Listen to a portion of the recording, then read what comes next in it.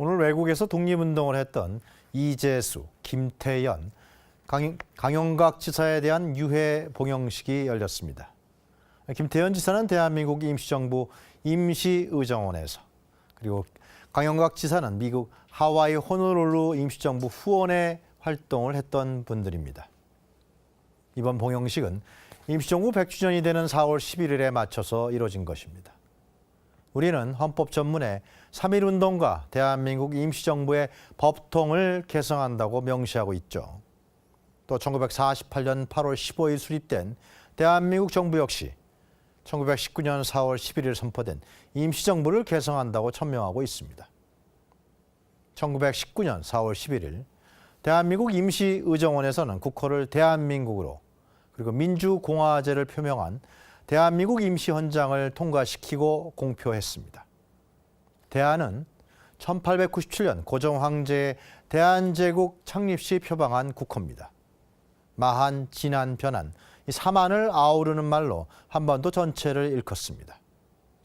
3.1운동 시 온 국민이 조선 독립 만세가 아닌 대한 독립 만세를 외쳤다는 것은 바로 고종의 대한을 만천하에 다시 한번 알린 것이죠. 임시정부 헌장에서도 구황제 우대 조항을 넣은 것을 보면 지금 우리가 쓰고 있는 대한이라는 국호는 1897년 대한제국의 대한에서 유래했음을 알 수 있는 것입니다. 민국이라는 국호는 말 그대로 백성의 나라입니다. 18세기부터 세간에서 널리 회자되고 또 영종조 시대 때 공공연하게 쓰였던 백성의 나라 민국은 노비제 등 신분제가 공식적으로 폐지되는 대한제국 시대에 각종 신문과 출판물에서 쉽게 발견할 수가 있습니다. 양반 사대부들의 학정에 맞서 일어난 조선 후기의 밀란과 통학혁명이 실현해낸 용어, 우리의 국호 민국인 것입니다. 즉 대한민국은 1919년 임시정부부터 국호로 쓰기 시작해 지금까지 너무나 익숙하고 편안하게 현재는 사용하고 있습니다. 그러나 대한민국이라는 국호를 자유롭게 우리가 지금 쓰기까지에는 우리의 수많은 민초들과 독립투사들의 희생과 투쟁이 있었음을 정확히 알아야 하겠죠. 그것이 4월 11일 대한민국 임시정부 선포일에 담겨있는 역사적인 의미입니다.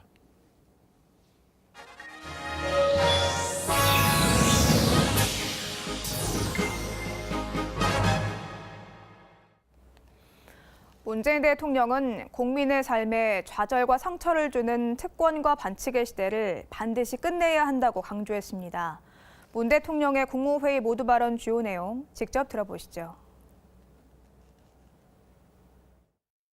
대한민국 임시정부는 대한민국의 뿌리이며 지금의 대한민국을 만든 원동력입니다. 3.1 독립운동으로 탄생한 임시정부는 해방을 맞을 때까지 일제에 맞서 자주독립운동의 구심점으로서 사명을 다했습니다. 임시정부는 해방과 독립을 넘어 새로운 나라의 건설을 목표로 삼았습니다. 일부에서 우리의 역사를 역사 그대로 보지 않고 국민이 이룩한 100년의 성취를 깎아내리는 경향이 있는 것은 매우 안타까운 일입니다. 대한민국의 국가적 성취를 폄훼하는 것은 우리의 자부심을 스스로 버리는 일입니다. 우리가 이룬 역사적 성과를 바탕으로 긍정적 사고를 가질 때 더 나은 미래로 나아갈 수 있을 것입니다. 우리 정부는 100년 전 임시정부가 세운 이상과 염원을 이어받아 새로운 100년을 시작하는 첫 번째 정부입니다. 그 의미가 각별한 만큼 우리의 다짐도 각별해야겠습니다. 지난 100년 대한민국이라는 이름으로 이룬 국가적 성취는 이제 국민의 삶으로 완성되어야 합니다. 국민의 피와 땀으로 이룬 국가적 성취의 과실이 국민 모두에게 돌아가야 합니다. 이것이 국민이 주인이고 국민이 성장하는 시대입니다. 더 이상 국민의 희생을 강요하는 사회여서는 안 됩니다. 경제적 불평등과 양극화의 그늘을 걷어내고 국민 모두 함께 잘 사는 사회로 나아가야 합니다. 혁신으로 성장하고 포용으로 함께 누리는 혁신적 포용 국가로 새로운 100년의 기틀을 세우고자 하는 이유입니다. 국민 모두에게 공정한 기회가 보장되어야 합니다. 특권층끼리 결탁하고 담합하고 공생하여 국민의 평범한 삶에 좌절과 상처를 주는 특권과 반칙의 시대를 반드시 끝내야 합니다. 정의롭고 공정한 사회가 새로운 100년의 굳건한 토대입니다. 앞으로 100년은 과거와는 질적으로 다른 새로운 100년으로 나아가야 합니다. 역사의 변방이 아닌 중심에 서서 평화와 번영의 시대를 열어나가야 합니다. 그것이 새로운 한반도 시대입니다. 지금 우리는 한반도 평화 프로세스의 진전을 위해 전력을 다하고 있습니다. 저는 내일 한미 정상회담을 위해 미국을 방문합니다. 북미 대화의 조속한 재개와 성과를 위해 최선을 다하겠습니다.